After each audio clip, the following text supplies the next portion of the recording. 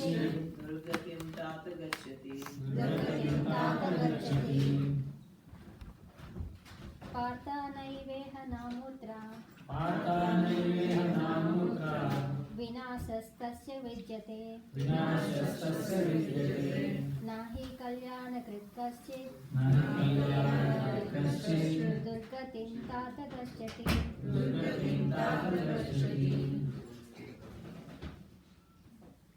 Word by word meaning.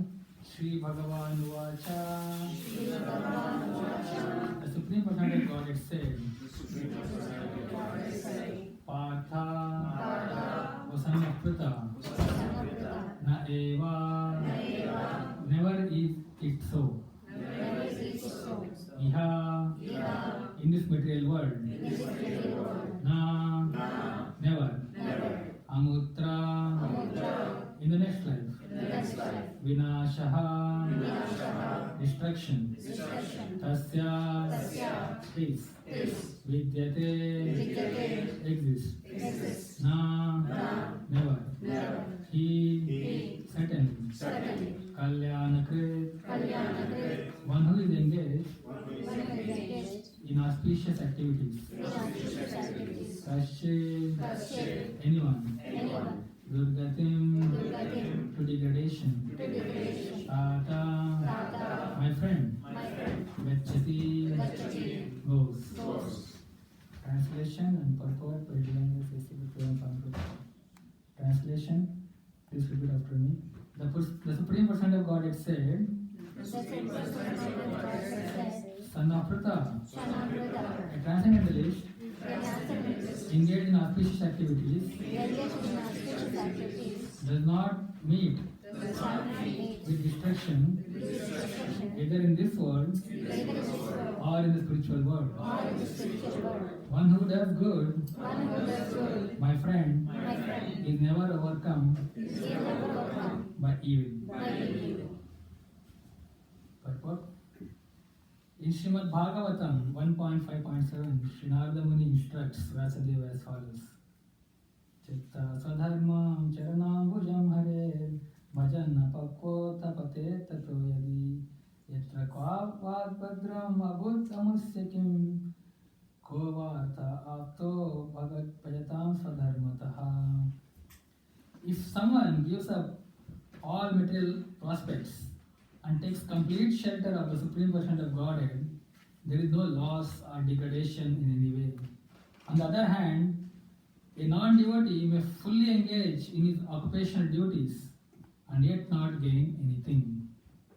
For material prospects, there are many activities, both spiritual and customary. A transcendentalist is supposed to give up all material activities for the sake of spiritual advancement in life. Krishna consciousness. One may argue that by Krishna consciousness, one may attain the highest perfection if it is completed. But if one does not attain such a perfection stage, then he loses both materially and spiritually. It is enjoined in the scriptures that one has to suffer the reaction for not executing prescribed duties. Therefore, one who fails to discharge transcendental activities properly becomes subjected to these reactions. The Bhagavatam assures the unsuccessful transcendentalist that there need be no worries. Even though he may be subjected to the reaction for not perfectly executing prescribed duties, he is still not a loser, because auspicious Krishna consciousness is never forgotten, and one so engaged will continue to be so even if he is lowborn in the next life. On the other hand, one who simply follows strictly the prescribed duties need not necessarily attain auspicious results if he is lacking in Krishna consciousness. The purport may be understood as follows. Humanity may be divided into two sections, namely the regulated and the non-regulated. Those who are engaged simply in bestial sense gratification without knowledge of their next life or spiritual salvation belong to the non-regulated section. And those who follow the principles of prescribed duties in the scriptures are classified amongst the regulated section.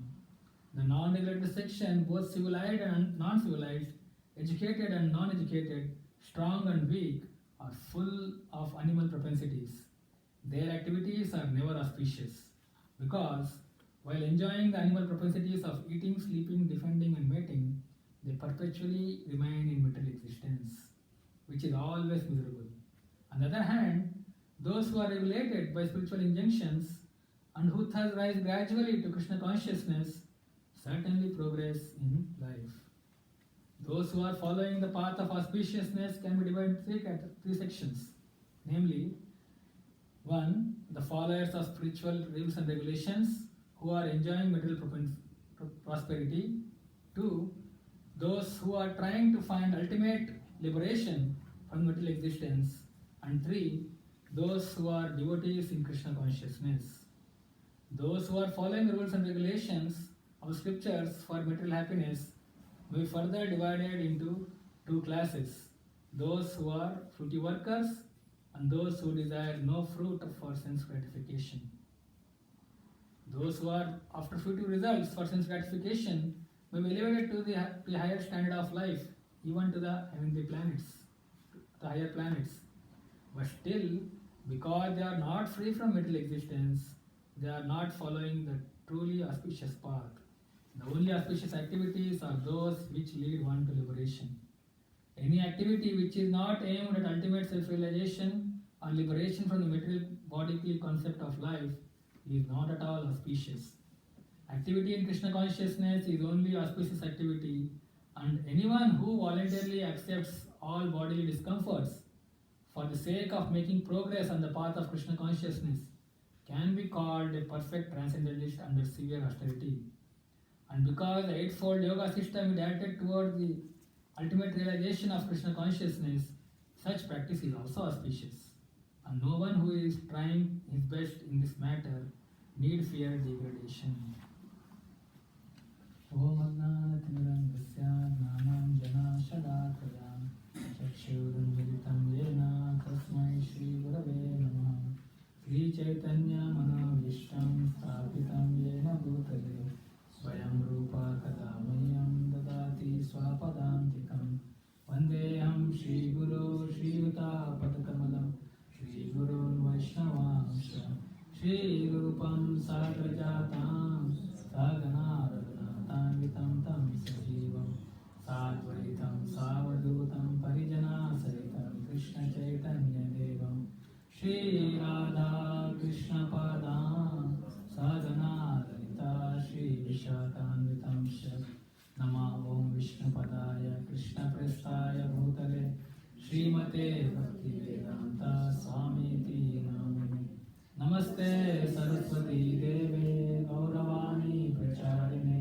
Nirvishesha Shunyavadi Bhashate Shatarine Namo Mahavadanyaya Krishna Prema Pradayate Krishnaya Krishna Chaitanya Namine Gauratyase Namah He Krishna Karuna Sindhu Dinabandhu Jagapate Gopesha Gopikanta Radha Kanta Namostute Tapta Kanchana Gaurangi Radhe Vrindavaneshwari Vrishabhanu Sute Devi Pranamami Haripriye Vancha Kalpa Tarupesha Kripa Sindhu Devacha Patitanam Pavanebhyo Vaishnavebhyo Jai Shri Krishna Chaitanya Prabhu Nityananda Shri Advaita Gadadhara Srivasadi Gaura Hare Krishna Krishna Krishna Hare Hare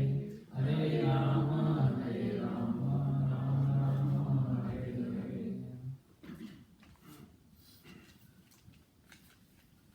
Hare Krishna. Hare Krishna.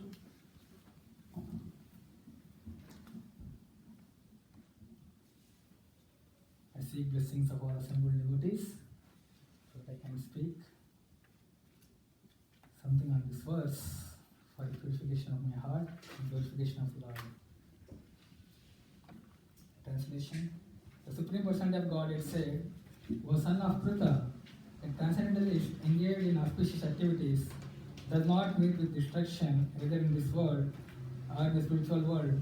One who does good, my friend, is never overcome by evil.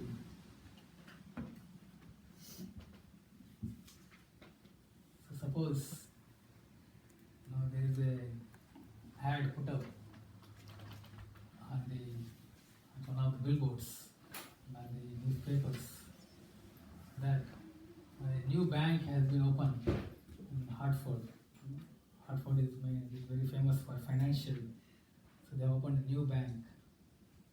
And the new bank, the specialty is that whatever one invests in that bank, whatever money, it's 100% guaranteed that one will lose everything. So they have put up everywhere in the Hartford area.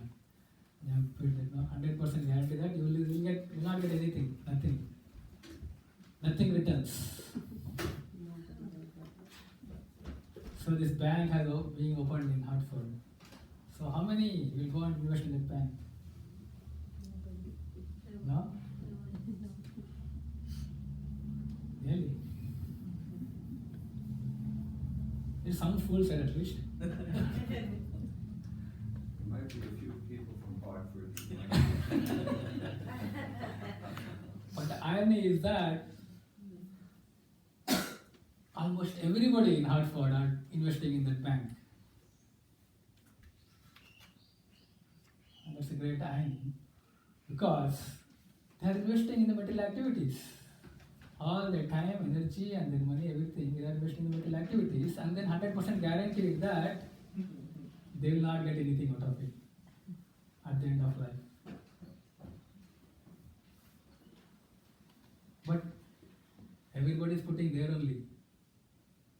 But if there is another bank opened up where it says that whatever you invest, we will keep it as it is, we'll safeguard it, protect it, and will give you not in this life also, in next life also.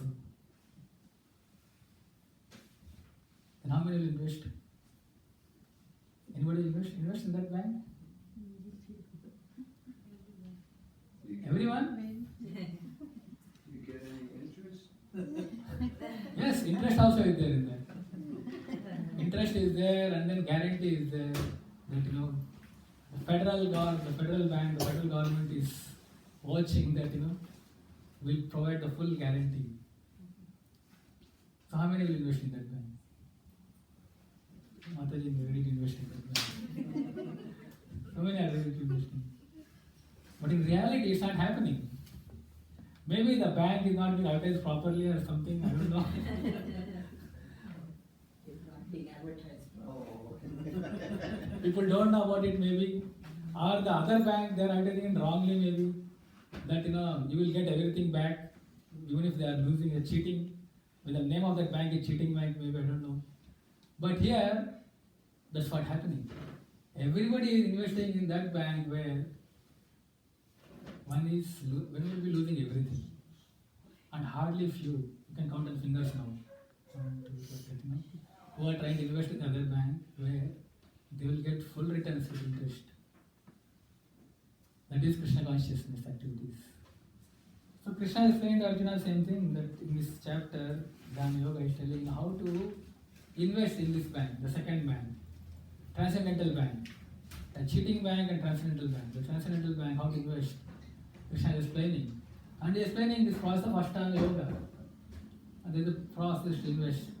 And then, so how to earn the money, Krishna is telling, to invest. And then he has been explaining the whole time. Now it's in the end of the chapter. So Arjuna gets a doubt. Oh, wait a minute, you are telling me to go invest in this new bank, which I not heard of so much. From what I know, is the other bank only. But you are telling me to invest in this new bank. But what if my money, I have made this some commitment, I want to invest so much. What if I will not be able to do that? So he's telling that in the path of Krishna consciousness, if one falls down, if one doesn't execute it to the completion, so what will happen? Like one is paying the mortgage of the house, and then Monthly he has to pay. If he is not paying in between, what will happen?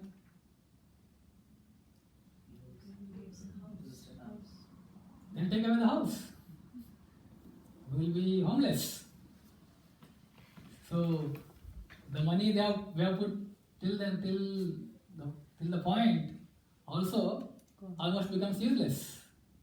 But they will take away the house, and then we don't have house, and whatever rate they want to sell, they will sell. It's obviously for loss. So Arjuna gets the same doubt. So you are telling me to do this difficult Ashtanga Yoga process, where to sit straight, erect, back erect, and focusing on tip of nose, and so many processes, so difficult process you are telling me. I am ready to do it, but the problem is, what if? First of all, I am not ready to do it also. Previously said that my mind is very disturbing. So how to do it? He says you practice. And he says, okay, I am ready to practice and do this. But what if I don't complete it? Because it's a very difficult process first of all. And then especially Arjuna is asking us for a conditioned soul, keeping in mind of this Kali Yuga, that what happens if somebody doesn't execute to the completion? Because of his weakness in the mind, or because he prematurely dies, or if it is for whatever reason, he is not able to complete in this life, what will happen? Will he lose everything? There is no, because he didn't complete, and then especially Krishna is explaining that you have to leave, you have to take some austerities, or willingly take some steps to execute devotional service that requires time, money, energy, and all that to practice devotional service. Of course, time is very important. Even if there is no money, it's okay. But time and energy. So Arjuna said, I am investing this time and energy in executing devotional service. But what if it completes? It's a perfection. Like we are building a house. We're building a house. It has to be completed. Without completion, we can't go and stay in the house. It's as good as not having the house if it's not completed. So we are trying to build a house in spiritual world, and we are trying to execute the devotional service. But what happens if it is not completed? So this doubt Arjuna asked to Krishna.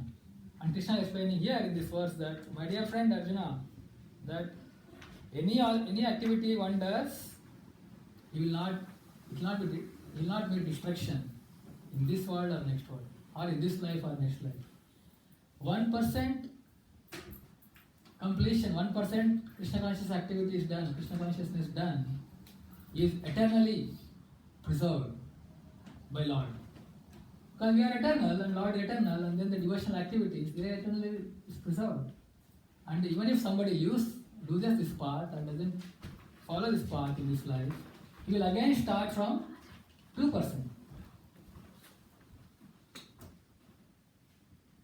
So that is assurance Krishna is giving. Actually, Krishna tells the same verse, almost similar verse in 2nd chapter also. And coincidentally, or not coincidentally, arrangement of Krishna, that the verse numbers are same. In this verse, this is 6.40, the 40th verse. And the 2nd chapter, 40th verse, also Krishna is telling the same thing. Neha vikrama nashasti pratyavayo nivudhyate salpamattasya dharmasya trayato mahato bhayat. He's telling that Neha vikrama nashasti salpamattasya dharmasya trayato mahato bhayat. He's telling any endeavor performed in this path is no loss. Can we translation to? Yeah. In this endeavor, there is no loss or diminution, and little advancement on this path can protect one from the most dangerous type of fear. Yes, the same thing here telling also that there is no destruction. Krishna already told this in 2nd chapter, but still Arjuna is asking again this question to clear the doubt. Because many doesn't want to take spiritual path because they have the fear. I have to leave everything. If I leave my material activities, my material things, and spiritual life, I don't know what will happen, the result will be there or not. Then I'm not here or not there.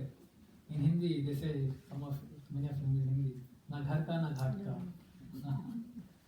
So he was that he is having that doubt. So he is telling that. So once Srila Prabhupada was asked by one person that Swamiji, you are telling spiritual world is there, Krishna is there, and we have to do devotional service and try to go to Krishna. What if, after doing all this, at the end of your life, you will come to know that Krishna is not there? Then all your practice are waste, right? So Prabhupada replied for that, okay, even if, for argument's sake, let us take, Krishna is not there. So all our activities are not waste because we have a very happy and healthy lifestyle. We are following the process of Krishna consciousness. We have far better lifestyle than others who are running behind these material activities. They are always in anxiety of hankering and lamentation. And hankering always, in the material activities there is no end. Always hankering. A person having a good paying job is always looking at how they get promotion. And a person who got promotion is thinking, how can I become millionaire? And always hankering. There is no limit. You all know better than me. So you interact with so many people in the world. Everybody has a plan. They have a 1,000-year plan with them. Not just 20 or 10 years. They can give a 1,000-year plan for their generations, for their kids, for how the kids should be and how their kids should be and all like that. They can make a big plan and give. So, it's always hankering and lamentation. The Prabhupada is telling that, but, so we are still having a very good life. Why can't you take it? What if you will come to know that at the end of your life and Krishna exists and you do all the sinful activities, then who will be at loss? Prabhupada replied to him like that. So, the point is that the Krishna conscious activities are so important that even if one is not having the confidence, even if one is having so many difficulties, there is job, there is kids, there is so many things, there is mortgage to pay, there is this to pay, that to pay, so many, staying in this country and working hard with this.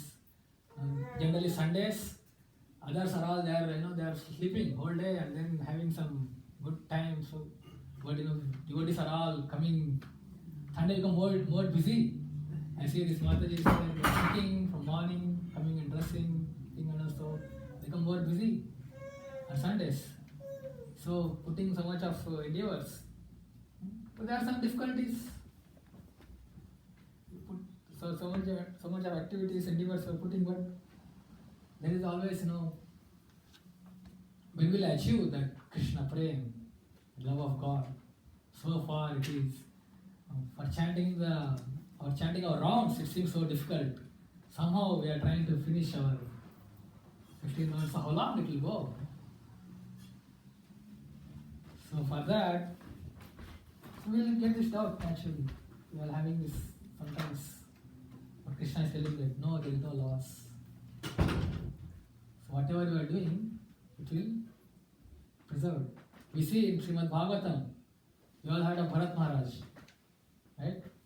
Bharat Maharaj, he almost achieved the stage of Bhava, just one level below Prem. Means the very high level of Krishna consciousness he achieved. But what happened? He fell down because of associating with a deer.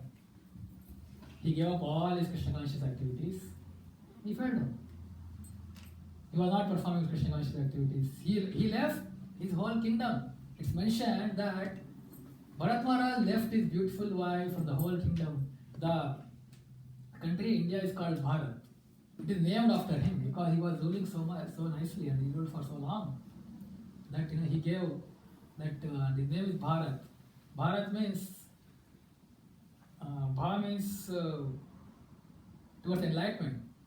Towards enlightenment from Bhava, from this material world, going away from material world. Raj means to go towards. So he took the whole country, or at that time whole world, you can say, was ruling towards enlightenment, towards spiritual enlightenment. He was ruling like that. That's why his name, after his name, his planet is named as Bharat, or the country is named as Bharat. So when he decided that I have to renounce everything, it's mentioned in Bhagavatam that he just left as one leaves the bathroom after passing. He just leaves. There is no attachment. He just leaves.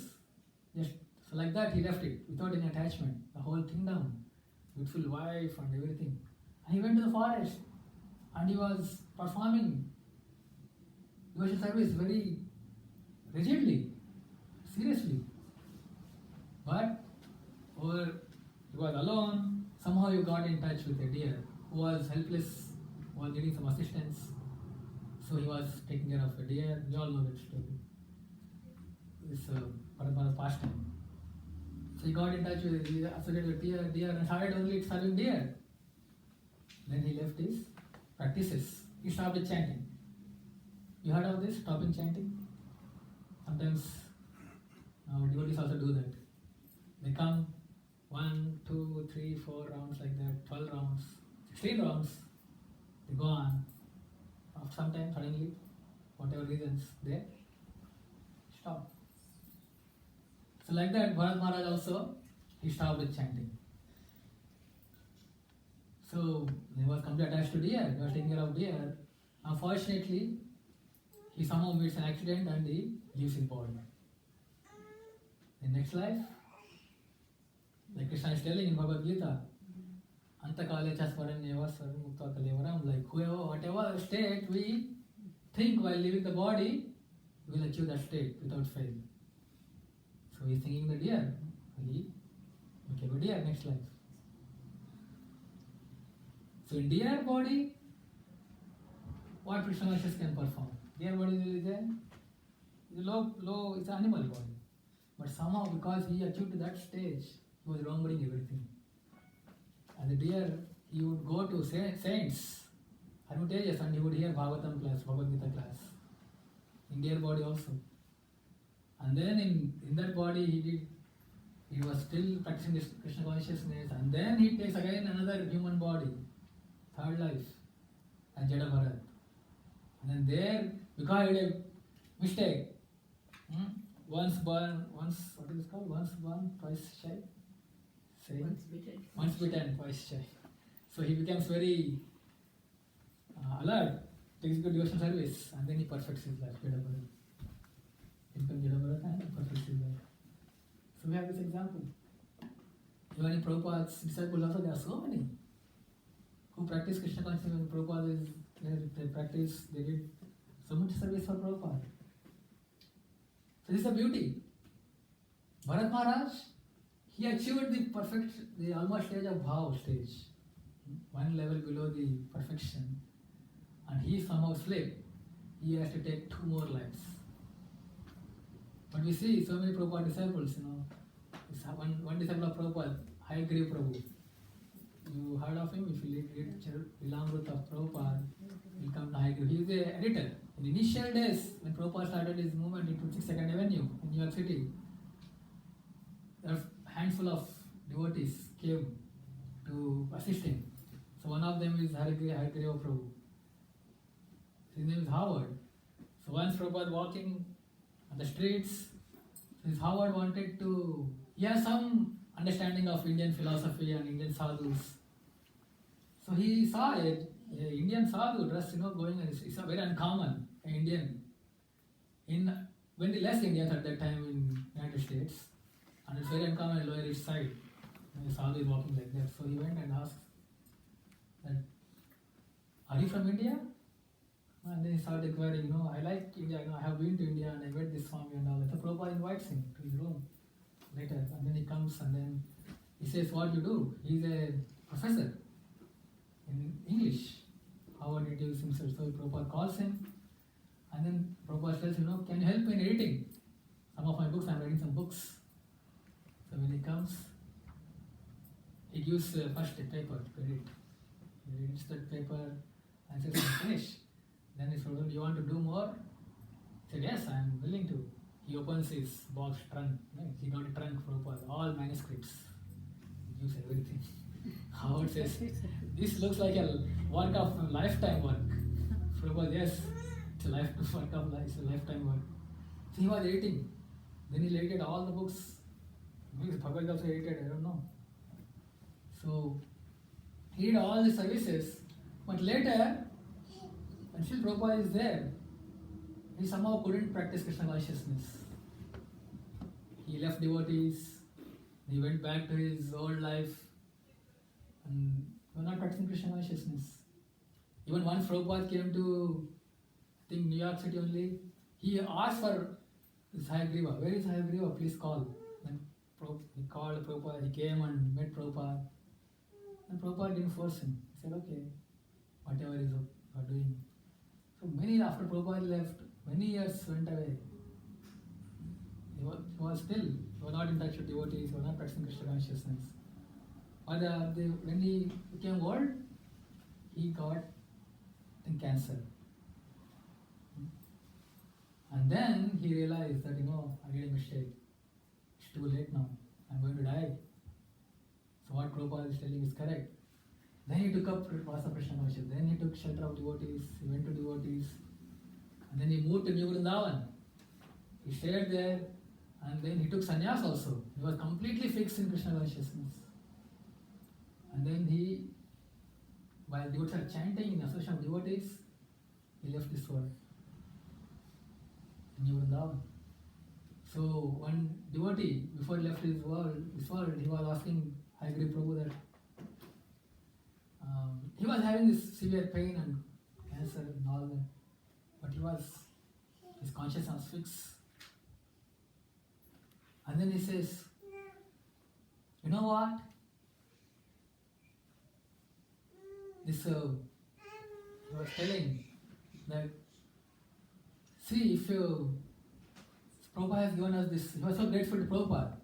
And then he was telling that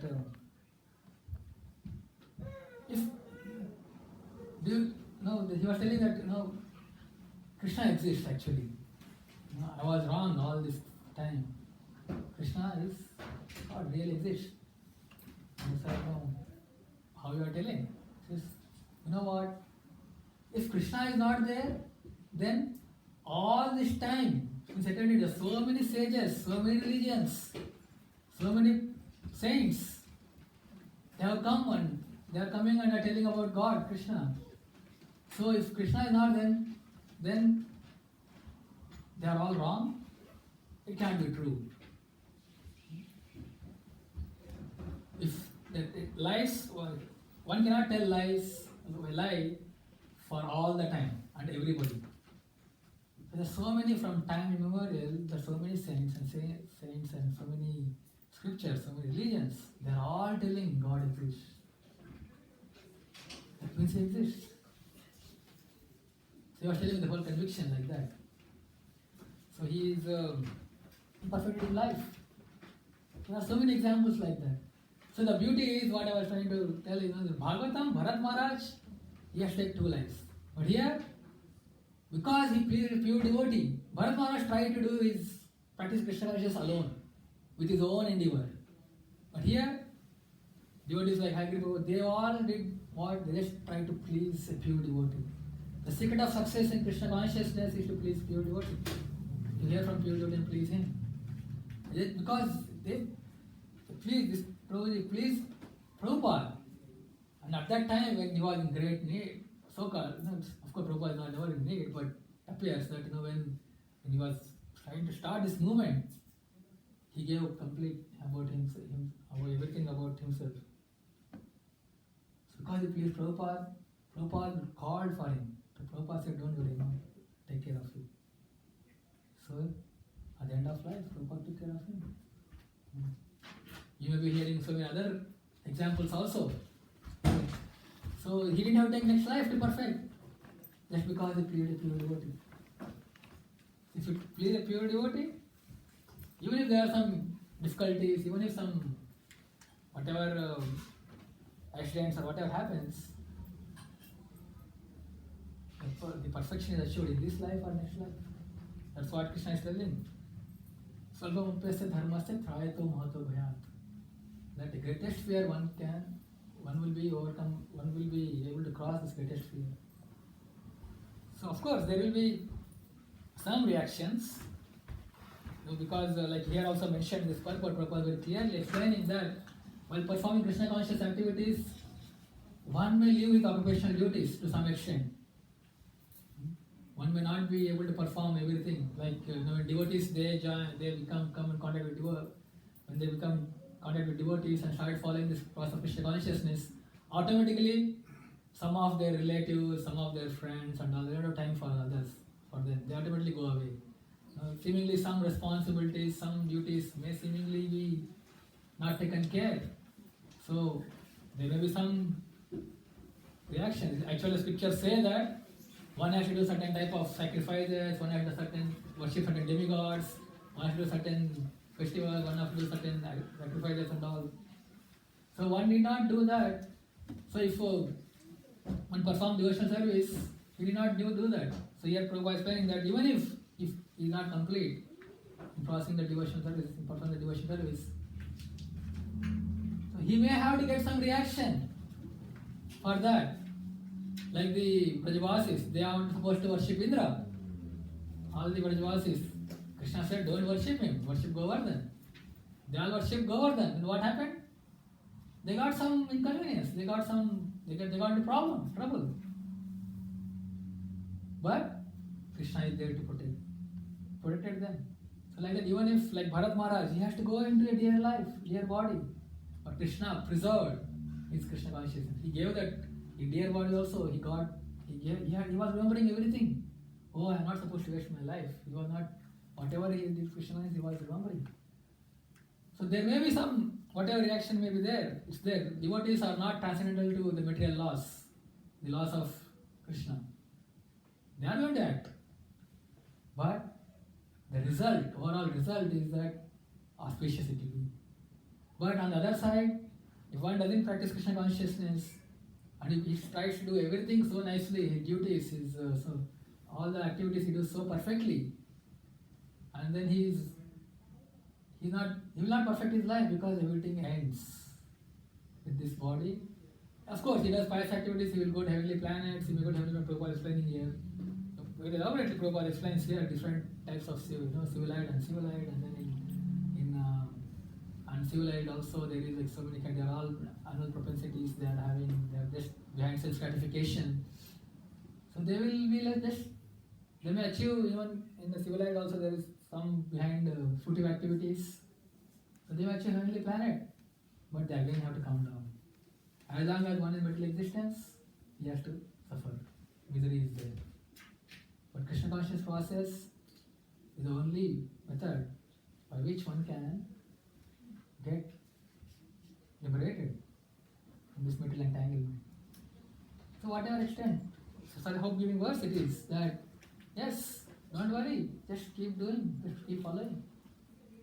You will achieve the result, you will get the result. So he's telling you, what's the time? So any question answers? It's still making the offering. Oh, okay.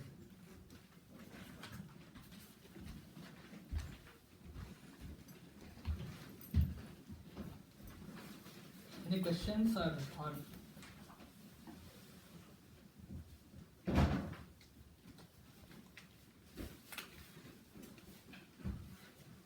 they're talking about the greatest fear, what are they talking about? so their Krishna is explaining the greatest fear is the fear of losing Krishna consciousness when one takes body in an animal life.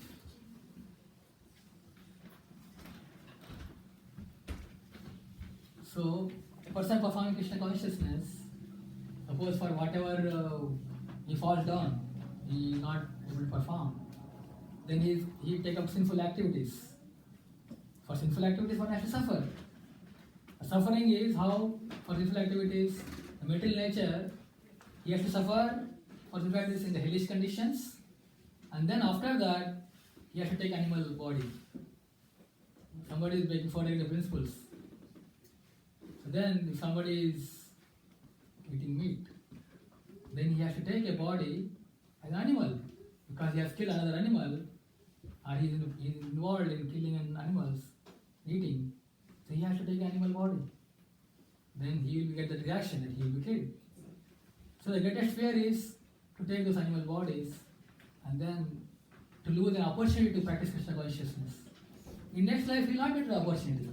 But couldn't it be taking the material body, period? Greatest fear? The material body is there, but he will be able to perform Krishna consciousness in that body also. He will take a material body because he has not completed, so he will again perform Krishna consciousness there. The greatest fear is that he will not lose the Krishna consciousness. He will again be given an opportunity. That's what the next verse says. 41 verse, he says that they will take birth again in Suchinam Srimatam Gehi. Yoga Nashta Vijayati. So he says that those who have fallen like that, they will take birth in an aristocratic or Brahmana family. Or those who advanced in Krishna consciousness, they are almost near to completion. They will take birth in the family of a transcendental devotees, where from the womb they get opportunity to perform Krishna consciousness. So the fear of losing Krishna consciousness, or the fear of not having opportunity to perform Krishna consciousness, is the greatest fear. Because it's just wasting time, suffering in the material world. When one put in animal life, then he has to go the whole evolution cycle. There is so much of that, and then process of that, he will completely lose. That's the greatest fear. Krishna is explaining that verse.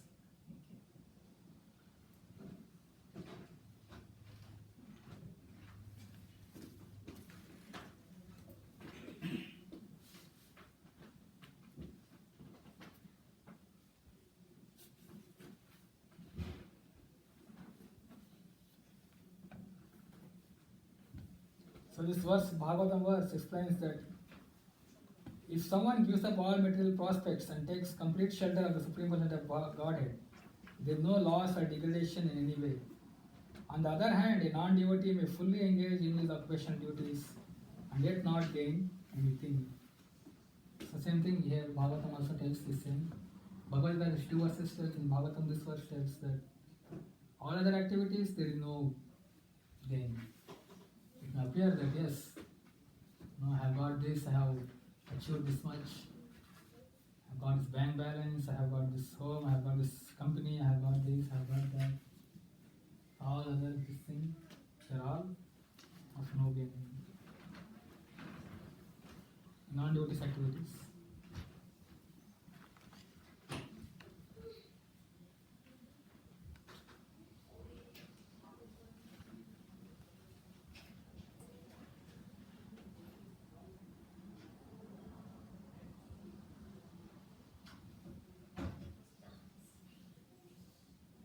Krishna explains here the purport, and Prabhupada explaining some very technical terms like the society divided into two sections, namely regulated and non-regulated. Generally people are all non-regulated. They just act on instincts. Okay, I want to eat this, okay, let's go and eat. I want to see this, okay, let's go there. So it's like animal propensity for sense gratification. They are not regulated. And some are regulated, their life is regulated. So where in that regulated, Prabhupada explained, so in non-regulated, they are civilized and uncivilized. So they are in non-regulated class. Some are regulatedly, civilizedly non-regulated, and the uncivilized non-regulated. Uncivilized non-regulated means those who are like into drugs, into this, that, and all. They are like completely messed up their lives. And civilized non-regulated means those are working very hard to earn money, and they are very regulated. They get up morning, they do this thing, they do so much of hard work. I was reading this life of Mark Zuckerberg, Facebook CEO, or this Facebook CEO. So he's like, he works so hard. He codes. There's write some code for the program, for the Facebook. So it appears very regulated life, he goes for exercise, he has so many things So it appears very regulated. Sorry, they are very civilized, but not regulated. In the sense, the ultimate result, what will happen if you are not taking the Krishna consciousness? It's all become yogis. Then Prabhupada is explaining that so their activities are never auspicious because while enjoying the animal possibilities of eating, mating, sleeping and defending, they perpetually remain in material existence. Their whole thing is they remain in material existence. So this person, he likes so much of, and that also his favorite is some kind of meat. So they are doing that sinful activity, so they will remain in material existence. And Prabhupada is explaining here that on the other hand, those who are regulated by spiritual injunctions and thus rise gradually to Krishna consciousness certainly progress in life. The devotees also who take up Krishna, they are also regulated. They have certain prescribed duties to perform, spiritual activities. So they are regulated. And then there, gradually they progress. And of these transcendentalists, there are three types.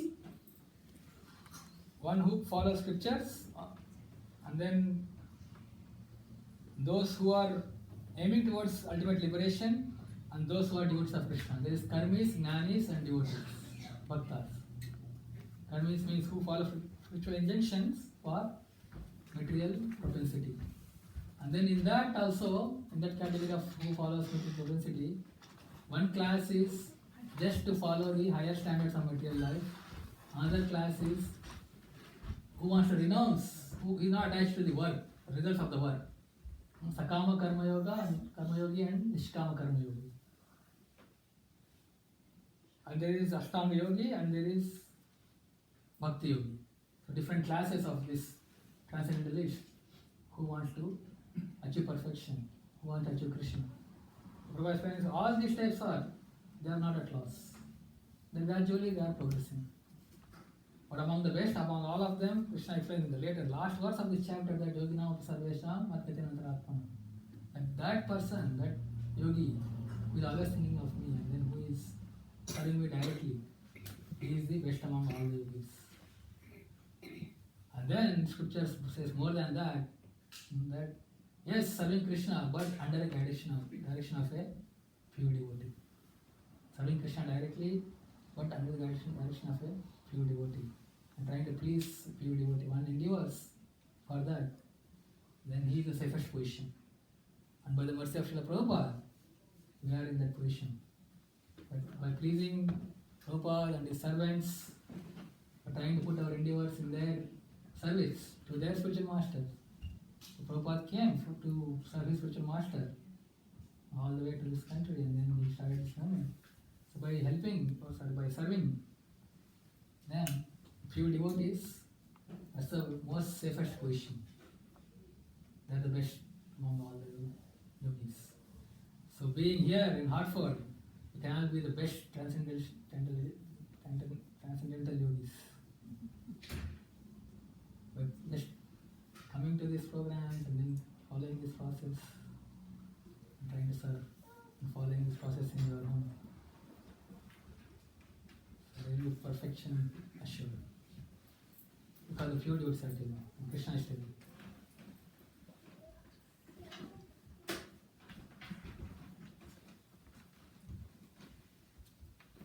Okay, I'm offering you forward.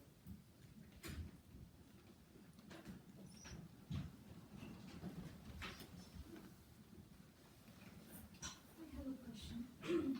So, we're trying to practice devotional service, we're chanting, we're trying to follow the regulations. Krishna. But still we are trying to be perfect, we are not yet perfect, and I don't know if in this life we'll be perfect. So we do offenses every day. So how that works?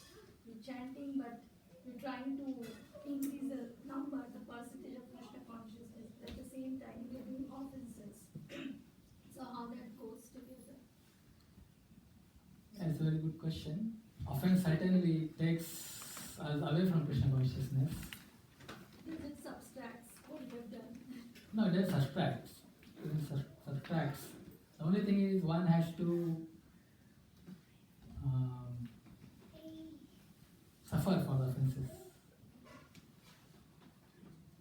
experience offenses so much that he may even lose Krishna consciousness. He may completely lose it. So,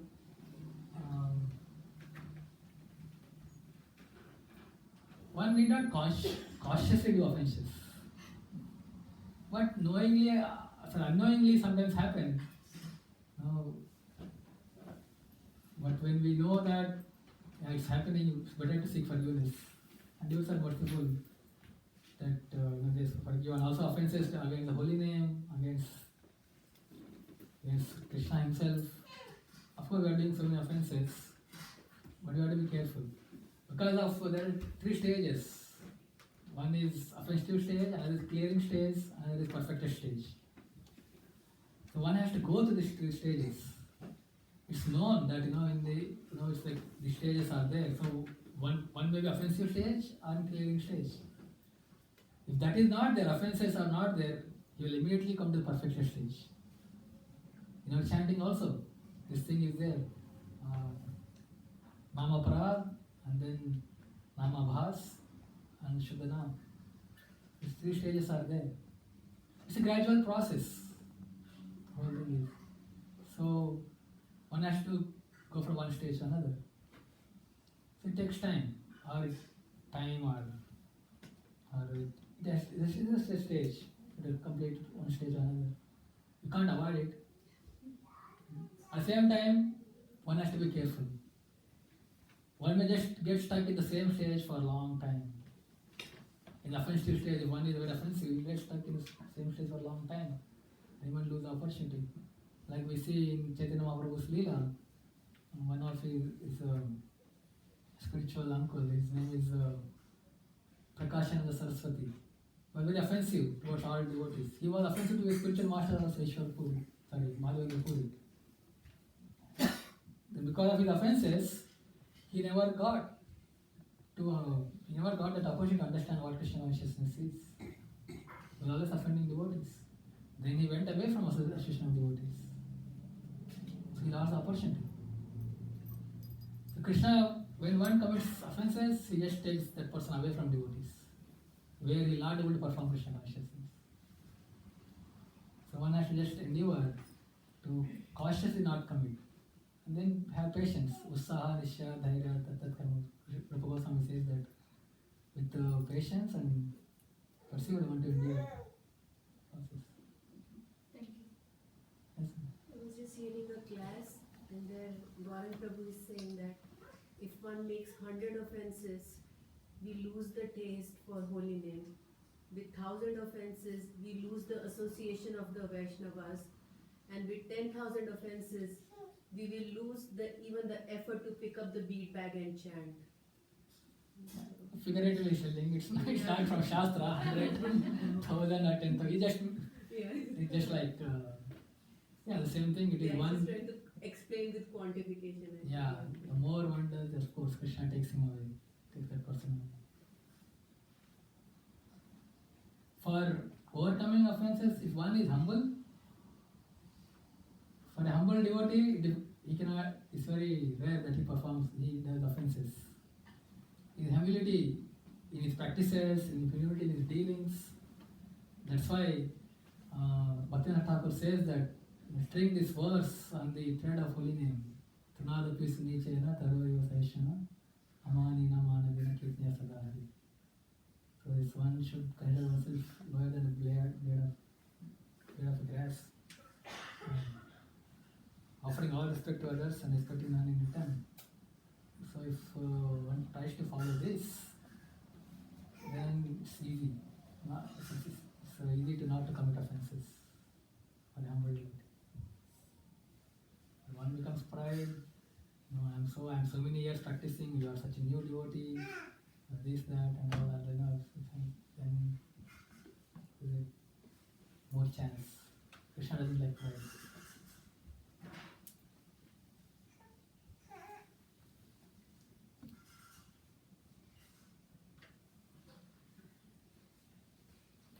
Srimad Bhagavad Gita ki Jai, Srila Prabhupada ki Jai, Sundarnath Prabhu ji ki Gaur Bhakta ki Jai.